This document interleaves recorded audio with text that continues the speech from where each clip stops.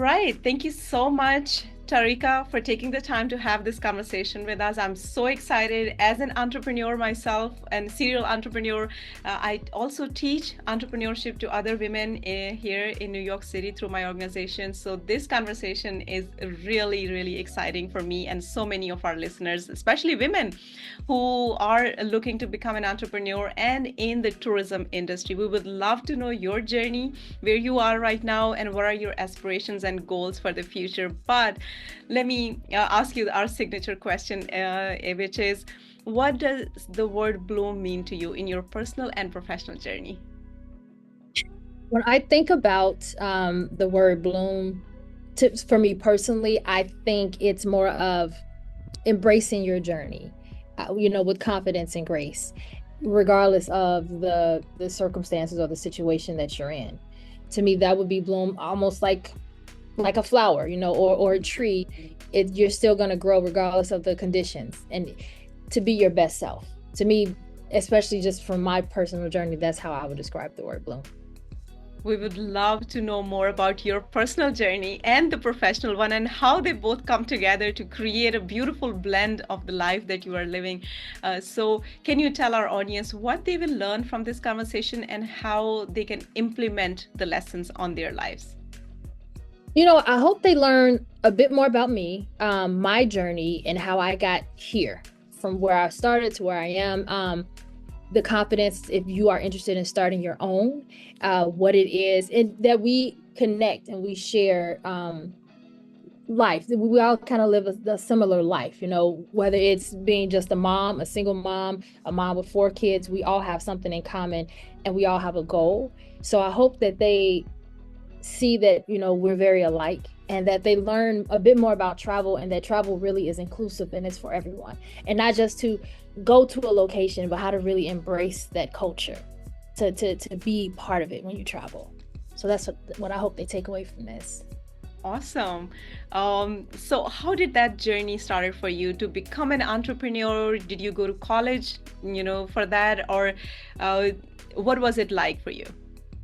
Okay, so yes and no, I did go to college for it. So I have a master's in hospitality and tourism, and that started with my love for project event management. So I years ago, I met a young woman, and she was just telling me, you should take some classes at Roosevelt University and get a certificate in event management. I was like, okay, great. So I went to do that, and sitting with the dean, he was like, you should just go for your master's, just from us talking in our communication. I'm like, I'm a single mom. I'm working full time. I'm like, how am I going to handle this? My boss at the time was great. I ended up doing like 1 class a semester. So what should have taken me a year took like 4 years, because I had to take 1 class a semester. But I did it, and I graduated with a master's in hospitality and tourism management. That started to develop a love for not just events, but travel and experiences.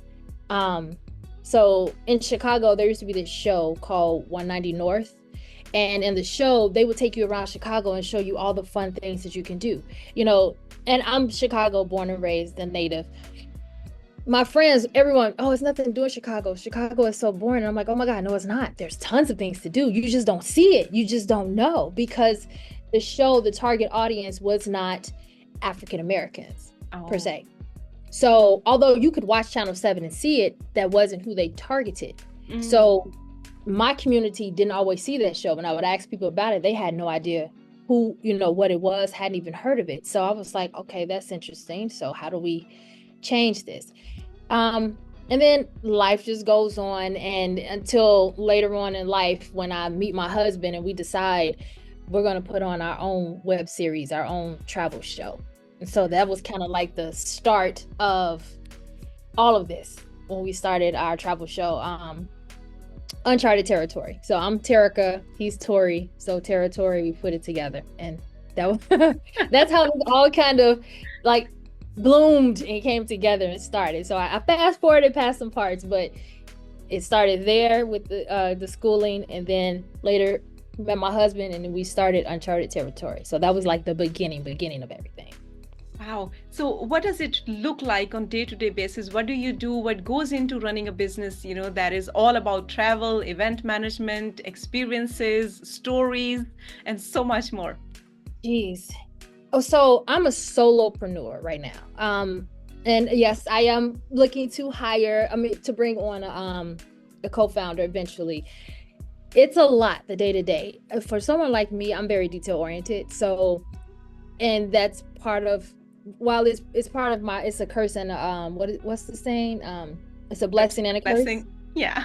Yeah, because I'm very detail-oriented, but at the same time, I don't have anyone for that system of checks and balances to say, no, this is fine, this is good enough. Right. For me, it's never good enough. And so it's hard just trying to get stuff out there.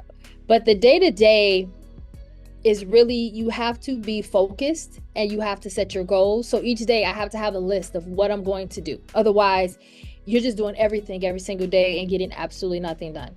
I'm a mom, I'm a wife, and I work. So I have to be detailed. I have to be organized in each day to set these goals of what I want to do. It's something that I've learned in this journey is, when I'm making my list, instead of making 1, 2, 3, 4, 5, I'll just put 1, 1, 1, 1, 1. That way in my mind, whatever I take off, it's not like I forgot something. I just move it to the next day, because the numbers can make you, it's almost like you step on a scale and you see the numbers, now you're panicking.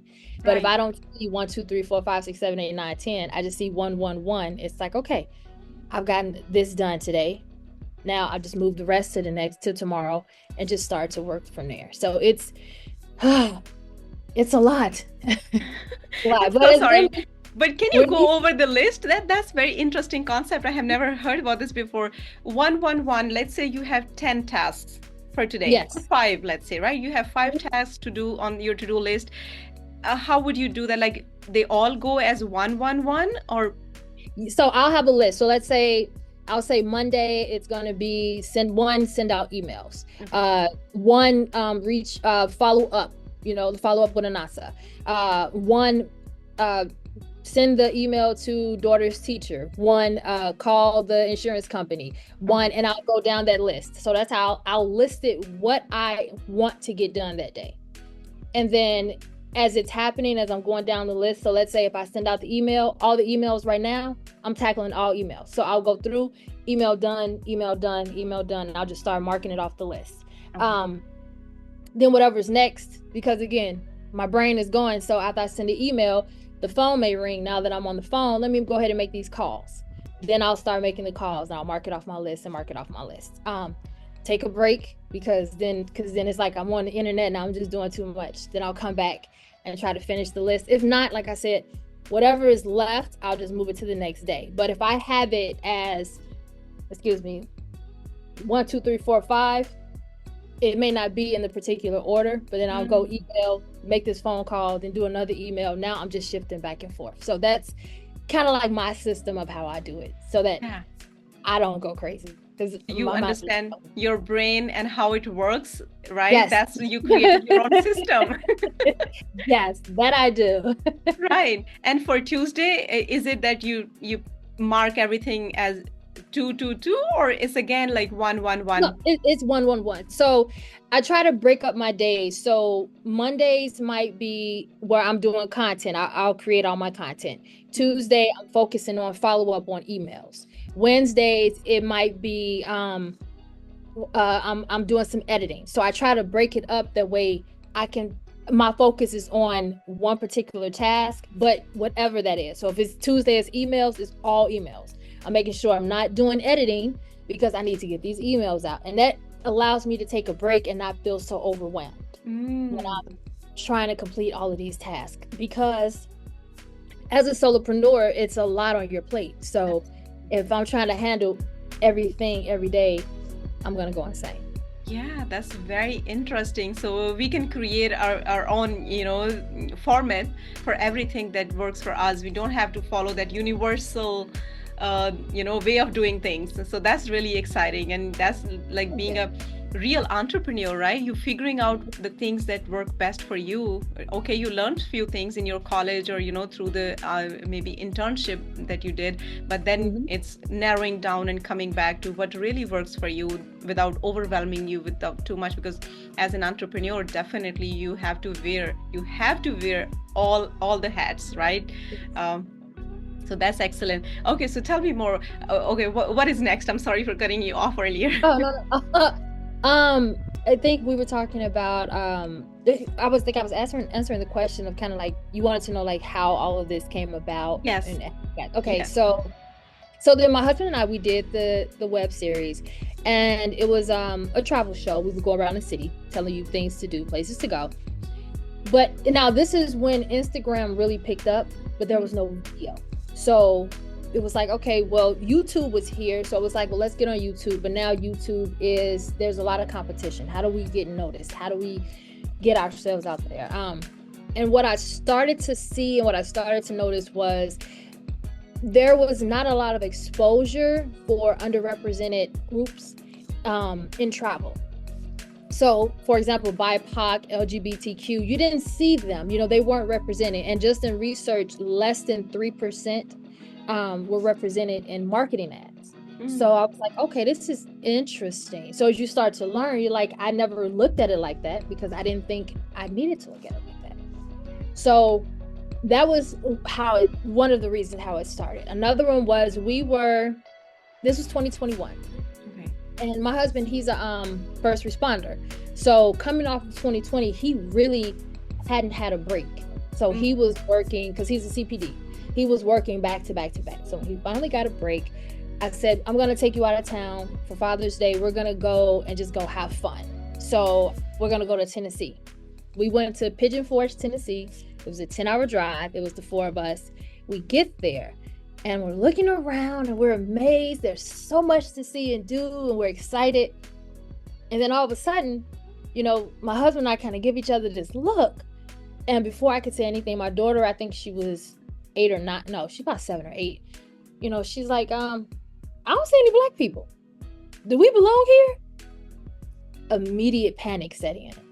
And I'm like, of course. Yeah. My husband and I are trying to play it off. But at the same time, we're feeling a little uncomfortable too. So now it's starting to click like, hey, we're in the South. Like, do we belong here? So immediately I go to my phone and I'm looking up the creators where I found the location of things to do. And these were all white creators. And I'm like, Tennessee, Pigeon Forge, Black. I'm just trying to find some people of color that have been here so I can see what their experience was, so I can know for my safety, for my children's safety. So my husband and I devised the plan, and we said, look, we'll check in. If we don't feel comfortable, we'll leave. That's it. So we get out and we start to walk up the street. Immediately, we see everybody. We see a rainbow of people. We see Black, we see white, we see Indian, we see Asian, and everyone's walking, everyone's enjoying themselves. There's no uncomfortability anywhere. And we had the best time. We were there for about 3 or 4 days. And to this day, my kids have been to Costa Rica, they've been to the Bahamas, they've been to Jamaica.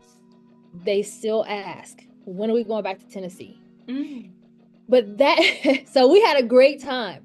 Nice. But that fired something up in me as I started to think about my children traveling. Are they allowed to go to certain places? When you're at home and you're comfortable, yes, and you move around and you see these situations that you haven't really been in or had to place yourself in, you don't really think about it because it hasn't happened to you. But as a parent, you start to think about what happens with my child runs into a situation like this. So immediately I just started to think like, with everything that has happened leading up to this point, I was like, I need to do something. We need to change this. I need to see more cultured travel content. I want to know what places are safe for us to travel, where, things we should know about. Like, I didn't know that there are still sundown towns. Are you familiar with that term at all? No.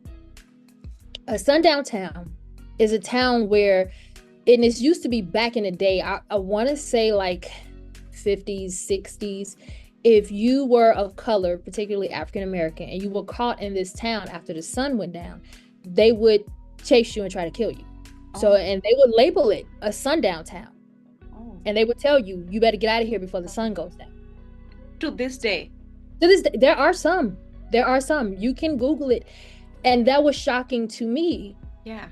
And I have a young son. He just turned 19 and he's very lively. He likes to travel. You know, him and his friends like to get on the road. So as a mom, I'm panicking. He doesn't know. Yeah. You know, because he's never had that experience before. So in his mind, I can go anywhere. Right. And you should be able to. Absolutely. But these are things that we have to know and prepare. So this is really the fire that was ignited in me to start this network, to begin it. And it was like, I want to see more content, even for LGBTQ community, you know, especially in today's climate with the new president and everything that he's doing with his agenda. Where are they safe to travel? You know, where can they go where they feel accepted and they can be themselves and they don't have to hide? You know, no one wants to go and feel like they have to hide. So that's how all of this started and began. I know it's kind of long-winded, but how is your business addressing this need? So what I've done is I've created a travel network. And so what we do is we curate travel content from diverse travel creators. So let's say if you are on TikTok or Instagram and you're typing in, or you see a video, you want to go to Pigeon Forge, right? Okay, you would come to our network and you could type in Tennessee Pigeon Forge and you'll find content. But majority of our content comes from BIPOC creators. So we have African American creators on there. We have LGBTQ creators on there. And our network is inclusive to everyone. But we want to amplify the voices of these diverse creators and for people to see it and feel comfortable when they travel. So I've always wanted to go to Tokyo or Japan, but I don't want to see, and it's nothing against anyone, I want to hear the stories of people that live there, you know, the Asians that live there. Like, tell me about your city. Yeah. You know, if you look at the Travel Channel is all white men. You know, they can't share my experience traveling to a white man that traveled. Exactly. And so our network, how we address this need is we amplify those voices. We get that content that's not exposed or pushed and put it on our network for you to easily find and create your travel itinerary. And so now we are a startup and we're building our content library, but that's what you would find. You know, you would be able to embrace the culture. So if you're going to go to, let's say, Chicago, if you go to one of the DMV, which is like a destination management service, you would see the typical like downtown Chicago. You would see the museums. On my network, you'll see some of that content as well, but you'll also see the Southside restaurant, like the best mom and pop restaurants, you know, the best events that are on the South Side that you're not going to see on the DMV website. You're going to get to go into the culture of the city and learn more about it, but also get to embrace it and experience it. And so you can watch the content or you can put it into your itinerary. Like, hey, when we go there, we're definitely going to go to this spot and check this out. All right. So here is my question. Do these content creators from those specific places, they create this content only for your platform, or they are creating it, but you are also asking them to share that content from your platform? How does that work for my content? So right now the content is, like I said, we're inclusive. So the content is content that's already out there. Okay. So they don't have to create specifically for the network, not yet. As we're just starting, you know, it's almost like there's content you haven't seen yet. So it might already be out there on the internet, but that doesn't mean that another audience has seen it yet. So we'll take that content and put it on our network. But we still want you to use all of your social media. So just like if you're like, I'm on TikTok, follow me on Instagram, follow me on Facebook, follow me on Travel Concierge, because there may be something that you did not see, or maybe you saw them on TikTok, but now you can come to Travel Concierge and you can favorite it and create your own little file of places that you want to go. Or maybe this is a favorite creator that you like, so you can follow them there as well. Wow, that's a very unique concept. Thank you. But very real and raw at the same time, because it's coming from your and your family's personal experience, right? And that's how the idea came from. And you saw the need and space, and you created this. This is beautiful, and that's exactly the spirit of being an entrepreneur, right? You see, need in the market, and you come up with the idea, and you offer that service or the product to the people who are looking for that customized, very curated experience, material, content, whatever you want to call it. But that's beautiful.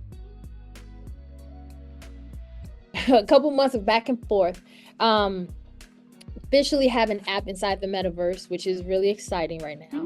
Congratulations. So thank you. So it's thinking outside of the box of, how else we can market and how else we can put the creators out there on a bigger platform.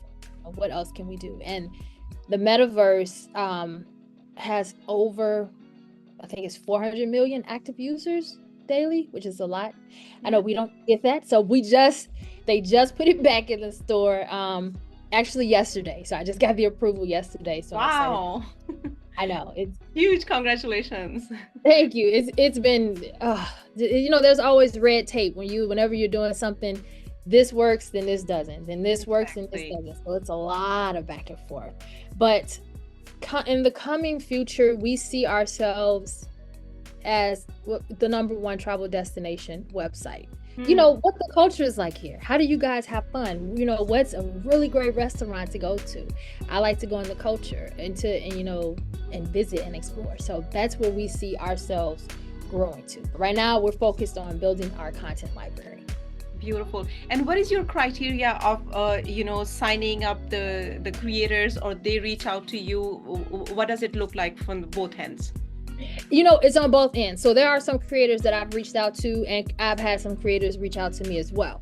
And really what it is, what we're asking for is that you have at least 10 to 20 pieces of content, and we review it just to make sure this is the type of content that we want, or to tell you a little bit better. So what we want you to be original and create your own content, but we don't want it to be just focused solely on you. We want, because when people are traveling, they want to see the place, they don't want to see you, they want to see the food, not just putting it in your mouth. So that's important. And it's also helping the creators, teach them how, to better create content that's going to get more engagement. So that's really our biggest requirement. We are open to micro and macro, but we like working with the smaller creators to help them build their audience because they have a more authentic audience. The idea is to create a one-stop shop. So you don't have to discover this here, leave and go here, and then go here, and just all around the internet. Everything is in one location for you to make it simple.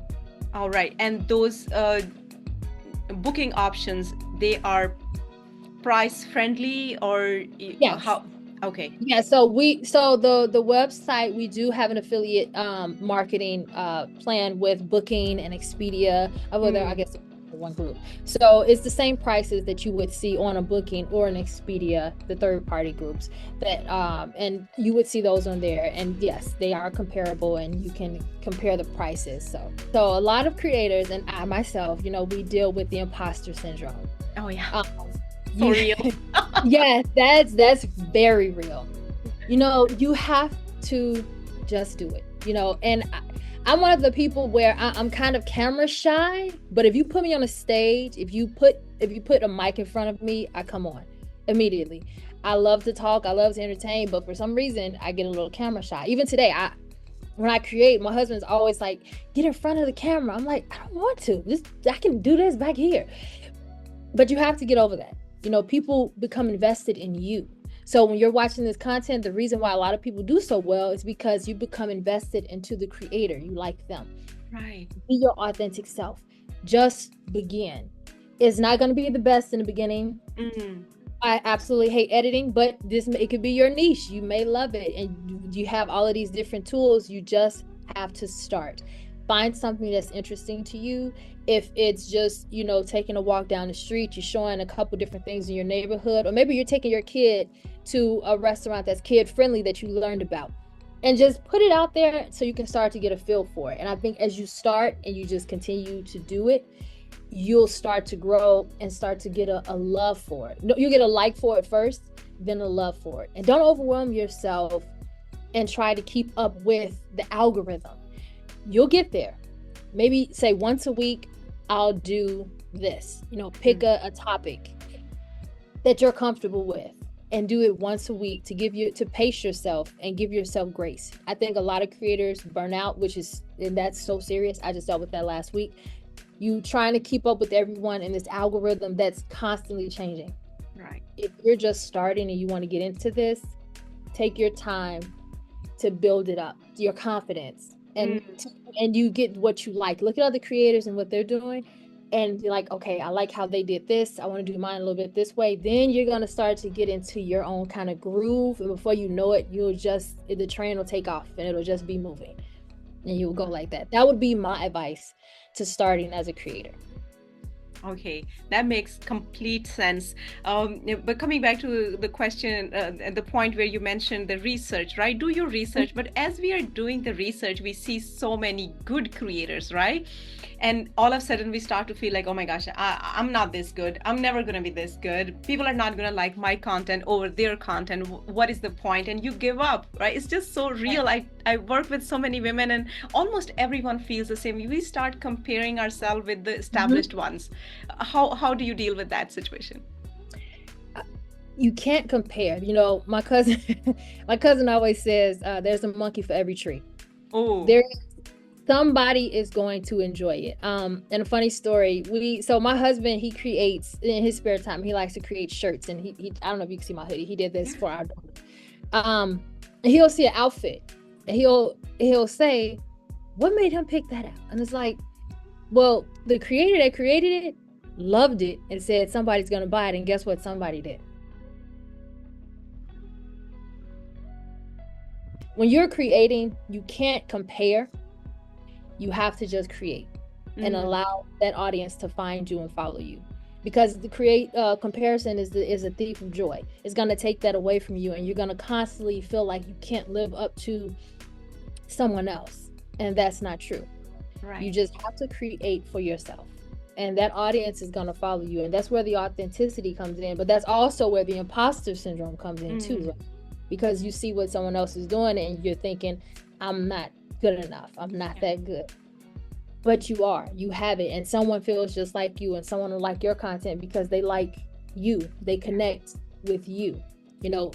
My content may not be me boisterous and loud and out, it might be just kind of simple and straight to the point, but someone that likes that will connect to that. Exactly. Yes, so you just have to just be yourself. Yeah. And on the financial aspect of the business, how much investment do you think a person would need? Like, a female, who has to juggle so many things in her life. She doesn't have, much savings. What does it look like to start a business of content creation? Okay, so first thing you're going to want to invest in is a phone. Everyone has a phone. So with the phone, and when you're starting and just starting out, if you have a phone, that's the best way to start. And you can download some of the tools, like you can get CapCut or InShot to do editing tools to help you edit. If you don't have a lot of money to spend or different things to purchase. So as you're growing, then you can get the cameras, but really look at the need of what you're doing. So if you are going to locations where you want to be in front of the camera and you're going to post it up, then you're going to need a really good camera. If you're like a photographer, you're going to need a really good camera. But if you don't have the funds, I'm always going to tell you, start basic and simple with your phone and learn how to use your phone. These phones today are amazing. I have a Samsung 21 Plus, I think that's what it is. I've never bought any equipment. I don't know how to use it, so I'm not going to buy it. I'm just going to use my phone and the editing tools within that, and the editing tools on my computer, and just go with it. That's all I'm going to use, because I feel like right now that's all I need, and that's the best way and the quickest way to get it out. Now, as far as technology, I have Canva, I have IDEO, IDEO.ai. I use a lot of different software tools to help me build my program and my software and what I'm doing. So, and these are free tools, or free. they're Canva is free. It does have a paid, so everything, there's a price with everything, right? But you do have some parts of it that are free. So Canva, there is a free portion to it. It's ideogram.ai, and that's more like you can pick. It's almost like a mid journey where you can create pictures, AI pictures, and that'll help. Another tool that I use, Asana. I love Asana. That helps me. Asana is a project management tool. Okay. And I typically use that throughout my day as I'm going through my list of things that I'm going to do. It helps me organize because it gives me a deadline, a time of what I need to do. And I just go through that. So I utilize all of those tools to help me manage and build my business as I work day to day. That would be my best advice that I would give. Now, speaking from, a content creator's perspective, right? Let's say somebody is listening to this conversation and they get really excited, like, okay, this is what I want to do because I want to have the time freedom and not a lot of investment. I can move around, go record these videos, edit them, and, share them on my YouTube channel, and then come and, work with you as part of your platform. So where they can reach you out? The email is going to be info@travellandseairs.com, which is travel, TRAVEL, Lancierge, LANDSEAIRGE. And thank you so much, Taricka, for walking us through the entire journey, the thought process behind it, and creating this beautiful digital environment for people, and also giving us an idea. If somebody has an idea, they don't have to invent or reinvent the wheel. They can just take the existing tools, the technology, and what they are passionate about, what they really care about. For example, for you, it was the experience for yourself and your kids, and bring it together as an idea, business idea, and launch it out there. And there you go. You're entrepreneur and business person, and hopefully you will continue working on that and make it grow into something bigger. I know, Taricka, you mentioned your email where people can reach you. Do you want to mention the website or where people can go and check out the resources you were talking about? Absolutely. You can go to the website, which is www.travellandseairs.com, which again is travel, TRAVEL, LANDSEAIRGE.com, travellandseairs.com. You can subscribe. It's free subscription, and then you can go and check out some of the locations. And on the website, you can filter it by city, by an experience. So if you're looking for where to stay, if you're looking for some bars, if you're looking for Black-owned restaurants, if you're looking for, where you want to play, what are we going to do? So everything is there, easy peasy for you. Excellent. And one last question. You guys are open to working with content creators from all over the world. It's not restricted only to the US content creators.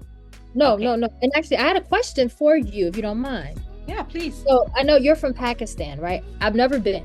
So the only thing I know of Pakistan is what I've seen on the news. So when I think of Pakistan, I think of war. I think of destruction.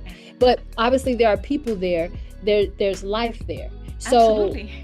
What does Pakistan look like? If I were to go to Pakistan, where would I go? Like, what does it look like? And this is, again, from the motivation of the network, if someone, and I don't know if people can travel, again, this is a question. This is why I would love to have a Pakistani creator to show us Pakistan, like how you would get here, where you would go.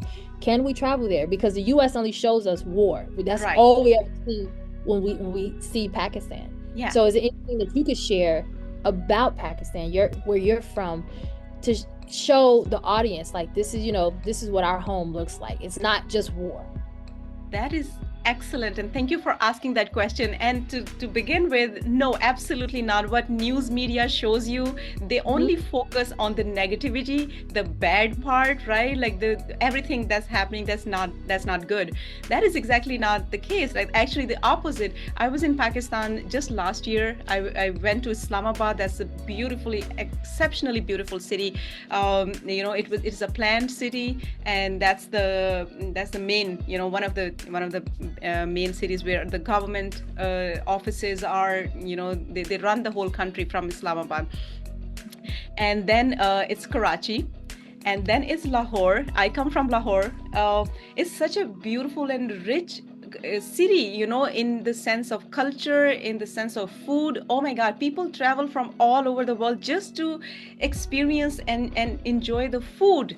We are so big, like rich culture with exceptional range of food, and you know, all kind of places to visit, and parks and northern areas. It is, the northern areas of Pakistan are called mini Switzerland. That's how Really? yeah, that's how beautiful it is. And I will definitely make a video for my US audience to show them the real Pakistan. Thank you for igniting that fire in me. That's I would, important. yeah, I would definitely do that, and I would recommend, please. And the tourist, we welcome tourists back in Pakistan, and they are super safe. If you just Google the term, you know, being a tourist in Pakistan, you will see there are so many, foreigners, Western creators who have been on journey, like year-long journeys, even in Pakistan. They have traveled all over Pakistan, different cities, cultures, like really deep in small cities, even areas where, as you said, you can see and experience the authentic culture of that neighborhood. They have been all over the place, and they have only positive things to say, not a single negative thing. There have been young girls by themselves on bike, you know, traveling around Pakistan. They I remember one girl, I'm forgetting her name, but she started on her bike, I think from Nepal, and then she went to Pakistan, and she said Pakistan is the best ever, most hospitable place, hospitable people. And that is true. You know, if you go to Pakistan, I tell you one thing, and they can see you are a foreigner, literally, like throughout your travel time, you don't have to pay a single penny for your food, because that's how hospitable we are. We would offer you, we would actually, you know, overfeed you, because that's how we you know, treat our guests. So I'm so sorry to hear that. Of course, you know, whatever the news media, you know, whatever works for them, they post those kind of news, all negativity, everything. But yes, there are people, we live there. We're I think number 5 in population, right? Yeah, we have a huge population. I don't want to misquote right now because I don't have the right numbers off the top of my head, but I welcome anyone and everyone who's listening this podcast, including you, Taricka. Please come, and I will try to make a special video just to show you guys, you know, the side of real Pakistan and people over there. This is incredible. Yeah, I would love to see that. Yes. And thank you for answering that with such grace and passion, because I never would have known that, because I've never seen that. Yeah. Like, and because I've never seen it, it's never in my thought, I should go to see Pakistan. What is that like? It's never there. But that's why I think a platform that what I'm working on is important, because you get to embrace different cultures and see, you know, like you said, Pakistan is beautiful, and the food, you know, why wouldn't I want to go there? Why wouldn't I want to experience that and just embrace that culture? Yeah, absolutely. And you're more than welcome. I invite you to come visit Pakistan, and I'm actually going to Pakistan in June, this coming June. And if you want to join me, bring your group with you, your kids, your family, friends. You are more than welcome. You will have a place to stay, and you don't have to spend a single penny on food or anything. That's my kind of trip. I love So yeah, the invitation is you know, out there. Anytime you can use it. There is no like expiration date on that. So I appreciate it. Thank you. You're my guest anytime.